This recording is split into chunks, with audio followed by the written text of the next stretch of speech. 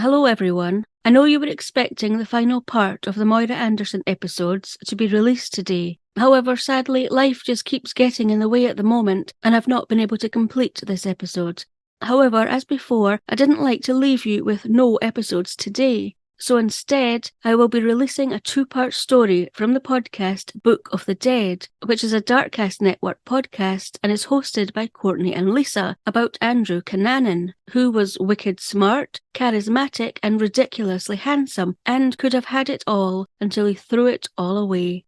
I will release part 2 tomorrow, and I will get the last episode of the Moira Anderson story released as soon as possible. So, if you're not one of the 19.5% of our listeners that follow Scottish Murders on Spotify, or if you haven't subscribed where you listen to your podcasts, then do so now, so you'll know as soon as the Moira Anderson conclusion episode is released. But for now, here's part 1 about Andrew Cunanan.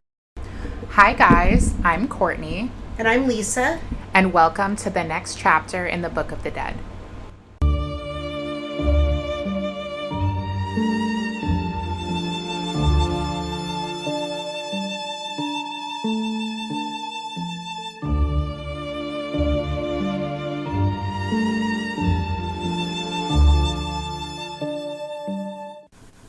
This is part 1. This is another 2-parter, but there's a lot of information. And I think for some of you at least, when you hear the name Andrew Cunanan, it may ring a bell for you. For others, you may have never heard of him, but you may be familiar with one of his victims, especially if you're into fashion, if you're into anything that creator Ryan Murphy has made on television. So for those of you who have no idea what I'm talking about, I have just one hell of a case for you. And this is the story of Andrew Cunanan and his 5 victims. So according to Boston University, Andrew Cunanan was born on August 31st, 1969 in National City, California to Modesto and Marianne Cunanan. He was the youngest of 4, and his parents absolutely doted on him. Marianne and Modesto gave Andrew everything he could ever want growing up. They told him how special he was and how successful he would be. They allegedly got him a sports car. They gave him the master bedroom in their home. He had his own bathroom. Like... What about the other kids? Like, were they not a little jealous of... Yeah, I don't... This one? I mean, if he's getting everything, there's only one master bedroom in a house. Yeah. I'd be a little miffed if... I'd be pretty irritated if you gave my younger brother, like, the master bedroom, his own bathroom, like, a sports car. I mean, the family was well off, but, I mean, they literally gave him everything he could ever want. Which definitely, I think, warped him a little bit because he was accustomed to a specific lifestyle because his parents gave him a specific lifestyle. I will say, though, that his parents were not wrong about the success he could have in life. By the 3rd grade, he had an IQ of 147, which is astounding. Okay, well, that's wonderful if you're using it for, or you're using your knowledge for good. Well, yeah. According to ABC News, in an interview with Diane Sawyer, Andrew's brother Christopher said, quote, "He was my father's pride and joy. He was very smart. When he was about 10 years old, he had read the whole set of encyclopedias and memorized it. You could ask him any question, pick up any edition and ask him any question, and he would tell you." I mean, for some people now, they might not know what the encyclopedia is. But I grew up knowing what an encyclopedia, and they are just huge volumes on, like, everything. Any subject. It's like Wikipedia in book form. You know what I mean? Well, yes, I do. Obviously, you know what I mean. There are volumes and volumes of, A to Z, plus a few... Yeah. I want to say supplementals, but they had information on everything, on people, on places, on history, on geography, on science, biology, you name it, it had it in there. Like if you wanted to know about a specific type of rock that you could only find in like Brunei, there was probably an encyclopedia for it. Like, I mean, it was basically the world's knowledge in book form, in like a tangible form. So the fact that he memorized it, I don't know if he had like an eidetic memory, probably, but that's a big deal. To memorize an entire set of encyclopedias, yes, that is hugely impressive. Now, when he was a teenager, he was accepted into one of the top college preparatory schools in the country called the Bishop School. The students that would go there were the children of diplomats and politicians. It was like a very prestigious school. And I mean, he was the child of a stay-at-home mom and a stockbroker. So while he had money, he was not one of, I want to say, the elite, for lack of a better term. You know what I mean? Yes, he didn't have the connections that these other families did. Exactly.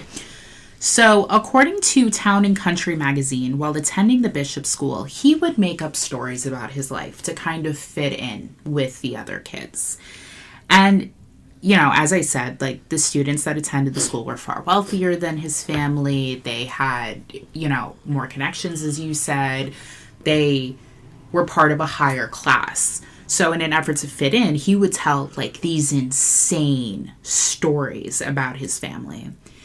And apparently this led people to believe later in life that this was an indicator of antisocial personality disorder, because he had this penchant for lying. He would go on to claim that his father was an Israeli millionaire, which was not true. His father was Filipino-American and a stockbroker.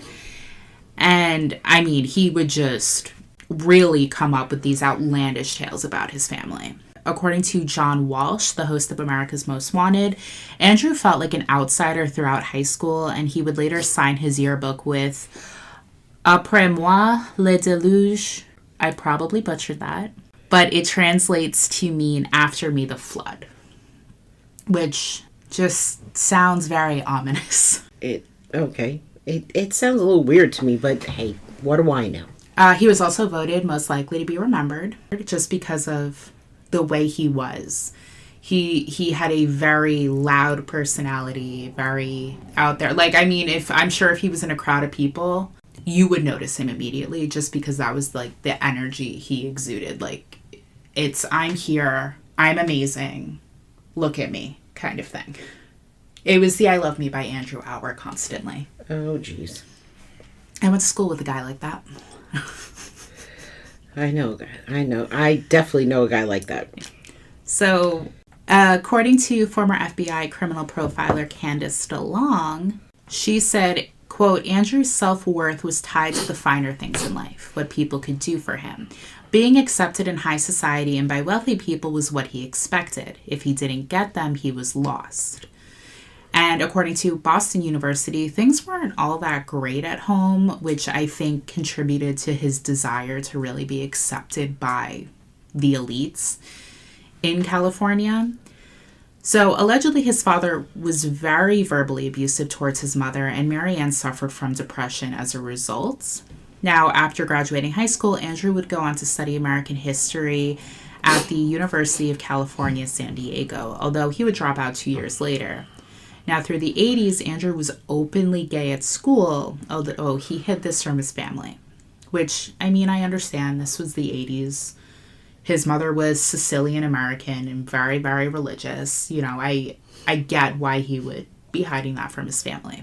Now, while he was in college, according to an article for Oxygen.com, Andrew would go on to date older men, all of whom were very, very wealthy.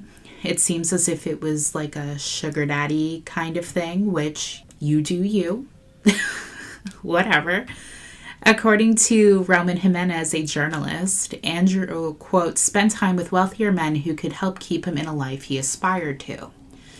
In 1988, the life Andrew had become accustomed to came to a screeching halt when his father took the family money, sold the home from under his wife and children, and fled to the Philippines after being accused of embezzling over $100,000. Uh-oh. So they were broke. they had to move into a much smaller home, and his father was gone. Oh, that doesn't bode well. It doesn't. And I do believe that at this point he had started to kind of spiral a bit. That same year, Andrew started partying hard at gay clubs in the area, which, as I said, his very religious mother was not happy to learn about. And allegedly during an argument with her about his lifestyle and his sexuality, he threw Marianne into a wall and dislocated her shoulder. His mother. That's no bueno. So no bueno. You do not put your hands on your mom. Absolutely. I mean, I don't, obviously I was not there. I don't know what was said. I know that not everyone is fortunate enough to have like an accepting family when they come out. So it could have been I'm not saying that she didn't say some terrible things, because she might have, but that was no excuse for him to put her hands on her and literally dislocate her shoulder. I don't know what was said. I don't know. Maybe she said some really disgustingly terrible things. But still, he was wrong for what he did. Right. He could have just gotten up and left. And again, in the heat of the moment, I'm sure that's not what he was thinking. I don't know. But I'm sure that's not what he was thinking. It was, probably lashing out. And I'm sure she, as you said some horrible, horrible things. And it did not, it does not give her the right to do that.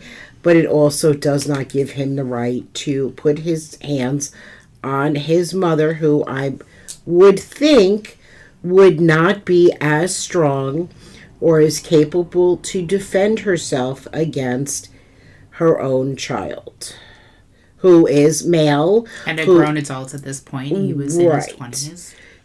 So, I mean, there's, she's obviously not in her 20s. Probably doesn't have the strength that he does. Again, it's just, it's, for me, most women do not have the strength of a man. Oh, no, absolutely. Like, I'm not saying that there aren't women out there that do. Yeah, no, absolutely. I know, like, just for me personally, like, pretty much the only thing I have going for me in terms of, like, physicality is I'm tall. I'm 5'9". It's very tall for a woman. So that's the only thing as an advantage. But like, my brother has maybe an inch or two in height on me, but he also is like, okay, maybe like 2 or 3 inches on me, which isn't that significant of a difference. But the kid also works out 6 days a week. Like, I would lose. When he's lifting the way he lifts? Yeah, even my husband's got a few inches on me. He doesn't work out. I would lose in a fight against my husband, like, just because I know I'm not as strong as him. And he doesn't work out. So it definitely, like, she was at a severe physical disadvantage. It's not, or, like when we did the Sherry Rasmussen case, Sherry was 6 feet tall, worked out regularly. And Stephanie Lazarus was significantly shorter than her, but also worked out regularly. So even though there was a major height difference, they were more on par physically. If it had been a man that killed Sherry Rasmussen, there may have been even more of a disadvantage, because they tend to have bigger builds. Yeah, it's just nature. Yeah, so it's a nature thing. Mm-hmm. Most of the time. Men are stronger than women. In 1989, after dropping out of college, Andrew moved to the Castro district of San Francisco, which is a prominent area of LGBTQ culture. It was there that Andrew was allegedly dabbling in sex work and really started partying hard, like even harder than he was. He was also allegedly involved in like a sadomasochistic pornography thing, which, again, you do you. Sometime in 1990, Andrew allegedly meets Gianni Versace. Everyone knows who Versace is. Everyone knows the brand. Everyone knows Donatella Versace, his sister.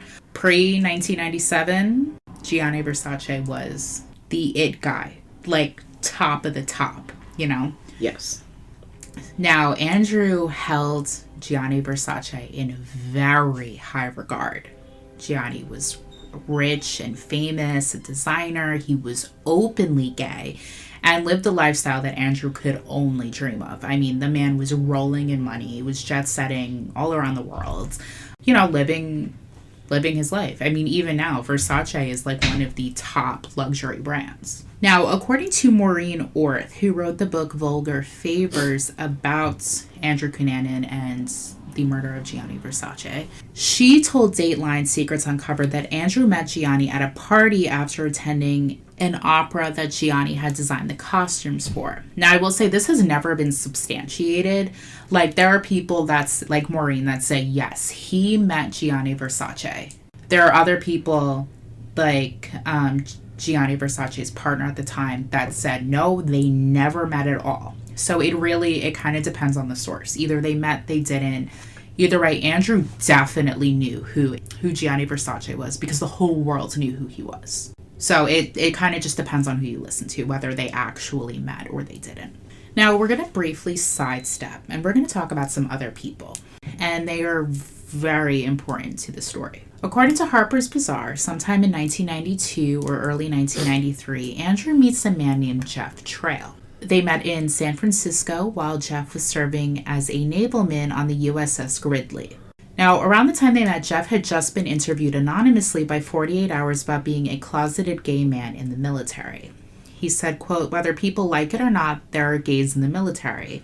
They're very top-notch performers. They know what they're doing. You're going to weaken our national defense if you're going to remove gays from the military, and you'll never be able to do it 100%. It's just whether or not you're going to hunt us and force us to fear. Because this is around the time that Don't Ask, Don't Tell was, put in place, and, people were really flipping out about gay men in the military and all this nonsense. So he was closeted. He was not out because he was in the military. And when he meets Andrew, it was kind of like, oh, wow, like you get to be who you are, like who you want to be. Like, I think there was a little bit of an allure there because Andrew was this openly gay man, did not care if people knew he was gay. He was like, I'm here, I'm gay. What are you going to do about it? Kind of thing. Right. So, according to an article published in 1997 for the Washington Post, Jeff was born in DeKalb, Illinois, to Stanley, a retired math professor at Northern Illinois University, and Anne, a retired elementary school teacher. And he was the youngest of 5. His father told the Washington Post, quote, Jeff was the kind of guy who was always trying to help people out. He was kind, caring. He had very few bad habits. He went out of his way to be helpful to people. And according to Maureen Orth, when Jeff met Andrew, he was, quote, in awe of the utter flamboyance and ease with which Andrew handled his sexual orientation. And Andrew and Jeff became very close. According to Maureen, Andrew would use Jeff to validate his crazy stories about his life because even after high school and after college, he's still making up these ridiculous stories about his life and his income and who he knew. At his 26th birthday party, he allegedly gave Jeff a box of Ferragamo shoes and told Jeff to pretend to give them to him, Andrew, as a birthday gift. He also allegedly asked Jeff to pose as a doctor at the party. Quote, for their part, Jeff's friends really couldn't stand Andrew. His friends Chris Gamache and Judy Fleisner said they told Jeff, you need to get this guy out of here. He's a jerk and an idiot. So people really did not like the relationship that Andrew and Jeff had. It was definitely like a one-sided give and take kind of thing. Okay. His sister Candace said, quote, people would ask Jeff why he put up with Andrew. His friends told me Jeff would say it's kind of like having a black sheep in your family. You just put up with him and you just love him. So I think part of Jeff felt a little bit bad for Andrew because he was going to such lengths to convince people of this lifestyle that he may or may not have had. And I think that's kind of what the dynamic of their relationship was. Okay, I understand that. I will say, though, that it seems as if Andrew may have had a bit of an obsession with Jeff. According to Jeff's sister, Lisa, she told the New York Times, quote, when Jeff got a haircut, Andrew had to have the exact same haircut. When Jeff went to San Francisco and got a certain style of baseball cap, Andrew had to go to San Francisco and get the very same cap. When Jeff grew a goatee, Andrew grew a goatee. There's speculation by some people that Jeff and Andrew were romantically involved, but Jeff's family vehemently denies this. And Andrew even supposedly referred to Jeff as his brother, so I don't think they dated or anything, but I don't know. Okay, well, there's nothing to substantiate it. Exactly. People say they didn't, some people say they did. Andrew again referred to him as his brother, but, you know, who knows? It's irrelevant at the end of the day whether or not they actually dated. Either way, they knew each other and they were close. And that's what's relevant. Now, around this time, Andrew was making a lot of connections with his lifestyle. Some say he was an escort, others say he was a sugar baby. Either way, Andrew was using his charm, charisma, and his affinity for storytelling to entice rich men in California. He was also using his looks. Like, no one could deny that Andrew was a very attractive man, and he definitely used that to his advantage. I posted a picture of the Instagram on the Instagram as like a teaser for this episode, so you guys all saw what he looked like. I'm going to show you a picture really quick. Well, he is a good-looking man. Yeah, he's an attractive young man. Mm-hmm. So I can see how the older elite in California would be very interested in him. You know, he's young, he's physically attractive, he's clearly very intelligent. You know, he was kind of checking off all those boxes. Now, he definitely, as I said, used his looks to his advantage. According to an article written in the Washington Post in 1997, Andrew was modeling his look after Richard Gere's character in American Gigolo. Have you ever seen that? No, actually I haven't. Okay. Down to the sunglasses and tight pants. And I'll kind of show you a picture of, like, this is how he would dress. Well, alrighty then. Yeah. The shirt completely open, tie, I don't know, to kind of hold the neckline closed, but then the rest of the shirt is open. Yeah. For those of you that didn't see it. So definitely he used his body to his advantage. Again, nothing necessarily wrong with that. According to this article, Andrew wasn't just offering his body. Quote, Cunanan was a multilingual sophisticate who knew exactly which older men he wanted to meet. Andrew would frequent popular spots on 5th Street looking for the next older man to befriend, although I will say it seems as if Andrew was constantly moving through identities and how he presented himself. According to the LA Times, depending on who you talk to, Andrew was either the nicest guy in the world or he was quite aggressive. He was very effeminate or he didn't present as a gay man. He was always changing himself depending on who he was with. He was like a chameleon. Yeah, I was just going to say, it sounds like a chameleon to me. He also went by different names. Andrew De Silva, Lieutenant Commander Andy Cummings, Drew Cunningham, and Kurt Matthew Damaris were all names that he used. So he was introducing himself as different people to different people. I don't know how you keep all that straight. I have no idea. I know people that had like this penchant for lying. And it's like, I had a friend, in the time that I knew her, her mom died 3 times. Literally, her mom died 3 times in the time that I knew her. What was that? Well, that about? Never mind. Her mom had a massive heart attack. I caught her in that lie, because I had a key to their house, and I went in because I would walk the dog for them, and her mom was there, and I went, oh my God, Mom, how are you? She's like, I'm fine. I'm like, how do you feel? She went, I'm fine. Why? I went, because your daughter said you had a massive heart attack. And she went, excuse me? Yeah. That's so twisted. Yeah. It's like an attention thing. It's weird. I don't understand, like... No, it's like you're putting that out into the universe. It's like, well, yeah, there's that too. That. Like, don't do that. But yeah, like, I don't understand the concept of, like, pathological liars. Like, I don't get it. Sorry. Fred Schnell, who managed a piano bar called Caliph that Andrew was a frequent guest at, said, quote, he would not approach customers. He paid attention to them, to what they were wearing and the cars they were driving. Andrew was also a frequent attendee of high-class social events. Operas, museums. He was going to it all. And probably talking his way into it all. Okay. Again, somewhat with the intelligence that he has, it probably was very easy to convince somebody that he belonged at an event. Mm-hmm. even if he didn't have a ticket or an invitation. Right. I mean, to be fair, if I had the charm, charisma, and intelligence he had to that level, I would 100% try and get my way into a gala or something. Just not for anything nefarious. I want to go to a gala. I want to do that. If I could talk my way into that, I would do it. You know what I mean? Yeah, put on a beautiful outfit. Exactly. And not for anything nefarious. I want to go to a fancy party.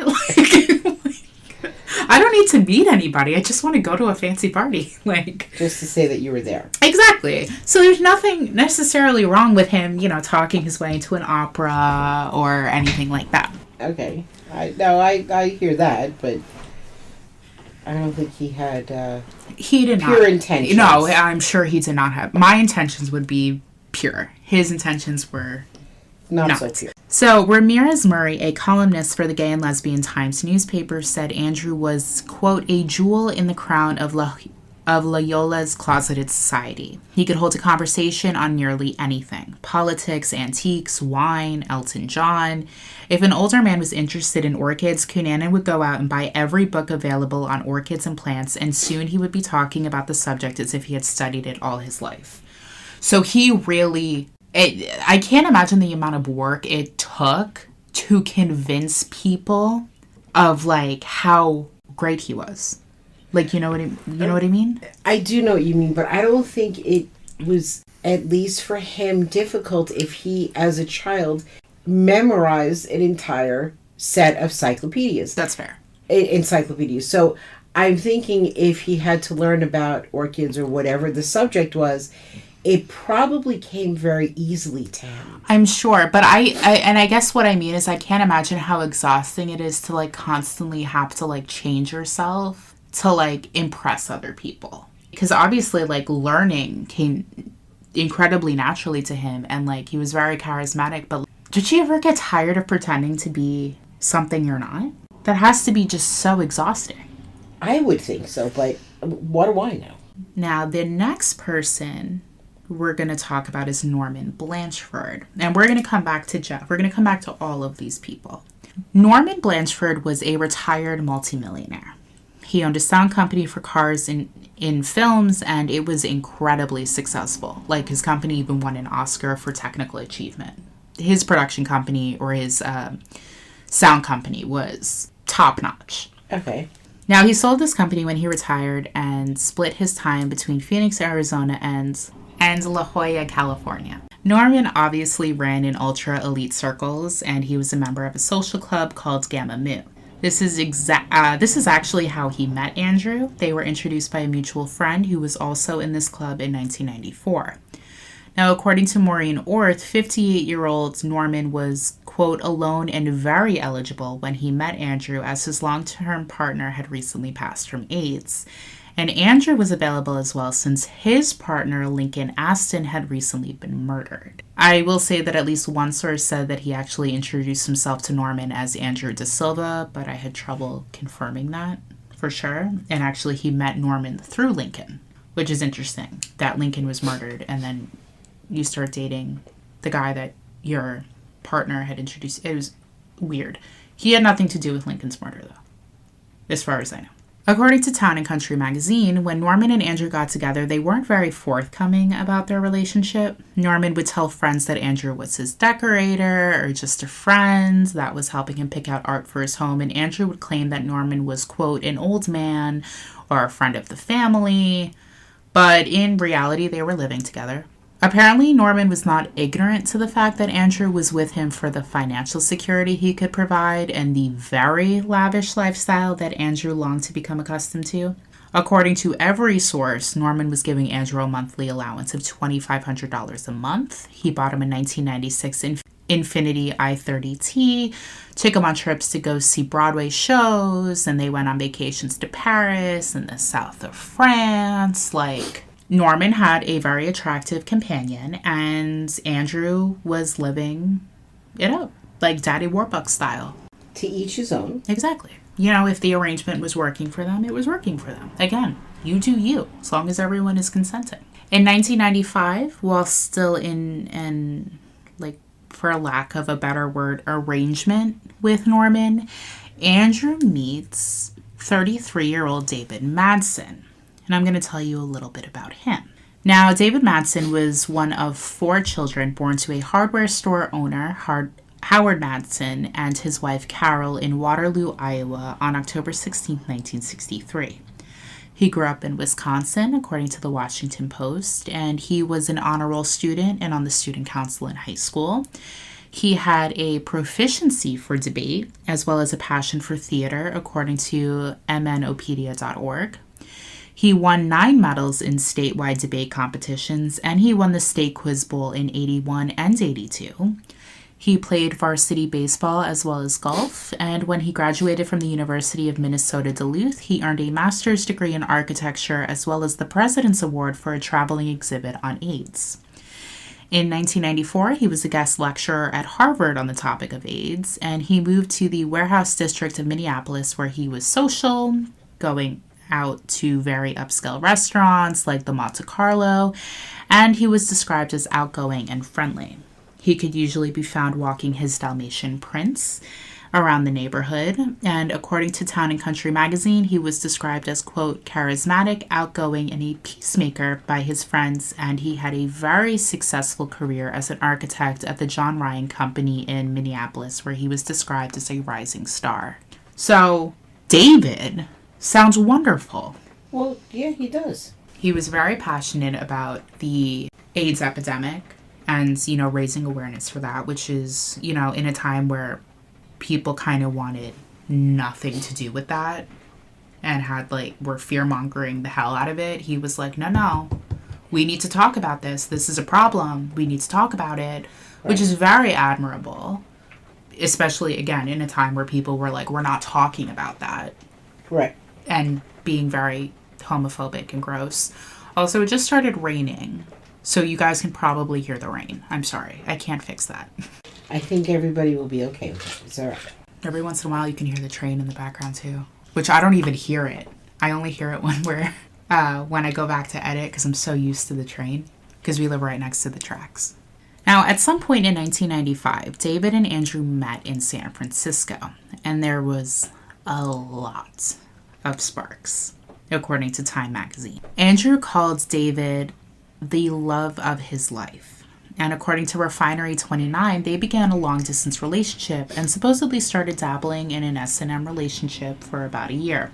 In 1996, according to Boston University, Norman Blanchford ended their relationship. Now, this was either because he had found out about David, because Andrew began this relationship while he was still with Norman, or because he had tracked Andrew's spending habits and realized he was not really Andy DeSilva, or, depending on some sources, Andrew broke up with Norman because Norman wouldn't buy him a Mercedes. Either way, it put an end to Andrew's life of luxury. According to the LA Times in 1997, Jeff and David were distancing themselves from Andrew as well. According to a mutual friend, Michael Williams, Jeff had confided in him that he was worried about Andrew, who at this point had gotten a job at a pharmacy and was dealing drugs on the side. In addition, it seems that Andrew had a pretty aggressive prescription drug habit as well. Apparently he was taking an obscene amount of painkillers. Well, that's not good. No. It's dangerous. It was very dangerous. Apparently, according to an anonymous source, Jeff had been warned about Andrew and his dark moods. The source said, quote, I thought Andrew was bad news and told Jeff that. I said, watch him. Apparently, Jeff had finally had enough when Andrew accompanied him to Texas for a job interview. Michael Williams said, quote, Jeff had really had it with Andrew. His flamboyancy, his loudness. According to other sources, the other reason was because Andrew had asked Jeff to start dealing drugs as well. And, that's, why, first of all, why are we asking, because at this point, I believe Jeff had retired from the Navy. Why are you asking a former Navyman to deal drugs? Yeah, that's not good. Andrew, what is going through your brain? Are you kidding me? According to Harper's Bazaar, Jeff had told his friend Rick Allen in March of 97, quote, what Jeff told me was Andrew had talked to him about doing security work for his import-export business. And Rick had said that he didn't know what Jeff was talking about. And Jeff had said, quote, drugs, Rick, drugs. It's not something I tell anybody about. Rick asked, what did you tell him? And Jeff said, quote, I said, quote, fuck you. And by the time Jeff moved to Minneapolis to work for a propane company, the friendship was hanging on by a thread. Who else lives in Minneapolis? Who? David, the love of Andrew's life. According to Harper's Bazaar, Jeff had told Michael Williams that he, quote, never wished to see Cunanan again. So, I mean, the friendship wasn't even hanging on by a thread. Their friendship was essentially over at this point.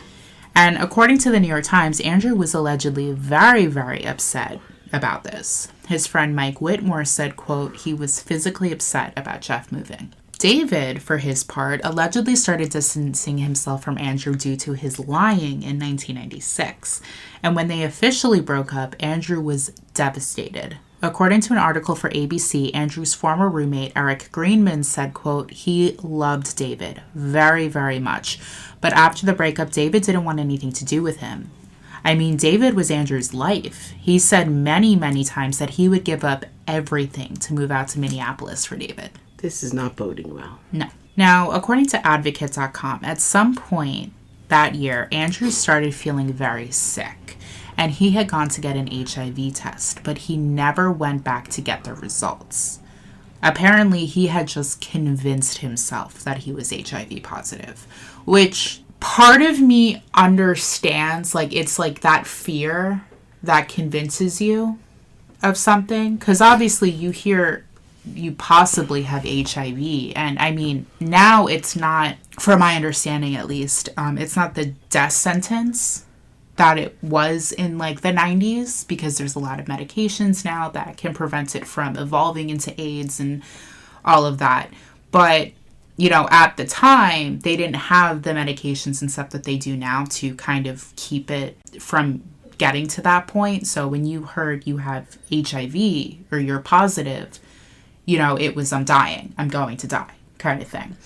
Right. So I think it was more like just the fact that it was a possibility convinced him that he was positive, even though he never got the result. As a result of this, he became very depressed and he was starting to let himself go physically, which, again, 100% understandable. You know, it's obviously devastating. You know, this was in the midst of the AIDS pandemic, so it's not like surprising that he had fallen into a depression. But he was, so it's, you know, not only did he lose the lifestyle that he was accustomed to, he lost the love of his life. He lost like his best friend. He was losing his looks, which were very important to him because he was depressed. And, you know, he thought he had, you know, he thought he was positive for HIV. Right. So it's just, it's a lot of things all at once. Yeah, it sounds like it. According to Town and Country magazine, he had actually spoken to a San Diego AIDS counselor, like asking about the virus, asking about, I guess, the symptoms, and he allegedly told this counselor, quote, if I find out who did this to me, I'm going to get them. I do want to say that, you know, while he believed he had HIV or believed he was positive for it, it was determined that he did not have it. He was negative. Okay. He did not know he was negative, though. Right. So I, as I said, like, this is kind of really when it started to go downhill for him, and I think a lot of people thought that. According to Donna Brandt, who was the managing editor of America's Most Wanted at the time, she told ABC News, quote, he was dumped by his latest sugar daddy. Among his peers, he had gotten sloppy and lost his looks, and the star was fading. So, as I said, all of this, one after the other, all at once. Now, according to crimeinvestigation.co.uk, at some point in 1997, Andrew went to go visit David Madsen in Minneapolis. And this is when he learns that Jeff, who had moved to Minneapolis, as I said, had become acquainted with David. So they ended up meeting at some point. I don't know how, but David and Jeff met and they become friends.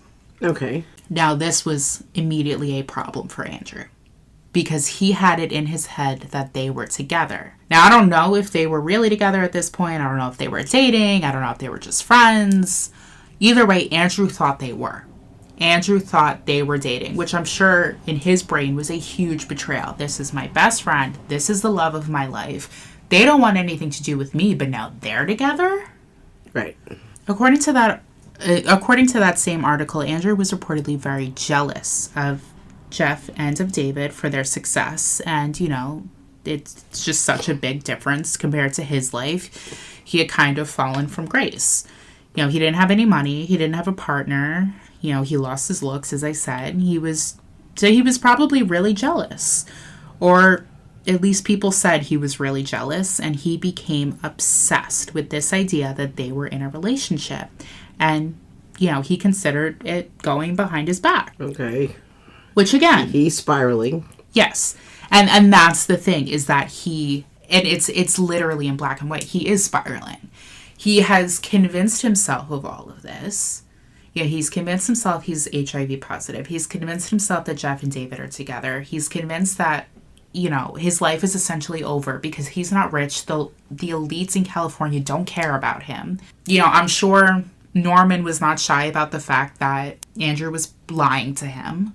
So I'm sure some people were hearing about it. You know, his world is literally collapsing around him and he's freaking out. Now, towards the end of April of 1997, he had told friends that, quote, he needed to settle some business with a friend and he was going to go to Minneapolis. According to the New York Times, when Andrew was going to leave California, he told Tim Barthel, owner of Fluxgate Bar in Hillcrest, where Andrew was a regular, that quote, you know, he was broke, he got rid of his car, he was living in a dumpy apartment, all the pretenses were gone. He couldn't be the top dog anymore. Now, on Friday, April 25th of 1997, Andrew Cunanan took a one-way flight from San Diego to Minneapolis, where David Madsen picked him up at the airport. And that's where I'm going to leave it.